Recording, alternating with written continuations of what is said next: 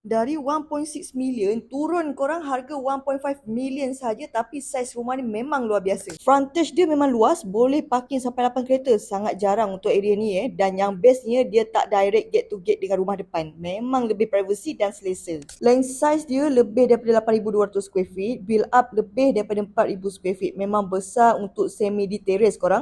Rumah ni fully renovated dan fully extend dan juga partially furnished. Korang memang dah lengkap, ada aircon, ada TV, kitchen cabinet semua dah buat. Memang lengkap, terus masuk cuci kaki je. Tak perlu nak fikir untuk renovate dah. Bahagian kitchen dia luas guys. Korang boleh tengok bahagian kitchen yang modern, elegant, dilengkapi dengan kitchen cabinet dan juga telah di-extend. Total bilik untuk rumah ni ada 8 bilik, 5 bilik air sesuai untuk family besar atau nak buat homestay pun boleh. Bilik master bedroom yang dilengkapi dengan TV kabinet. TV pun dah disediakan. Korang tengok bilik air dia siap dengan jacuzzi korang. Memang luas untuk bilik air, bilik master bedroom. Bahagian atas ada satu family area, pun luas, height ceiling, memang puas hatilah. Dan dekat atas ni ada lagi 5 bilik yang dah renovate, siap dengan katil dan drawer. Kalau you cari rumah luas, banyak bilik, parking banyak, ini memang susah nak jumpa dekat area Bangi guys. Sekarang ni owner nak lego 1.5 million saja. Kalau korang minat, WhatsApp saya sekarang, pergi dekat link bio saya dan ambil nombor WhatsApp saya dan contact saya ataupun DM saya. Okay, bye korang.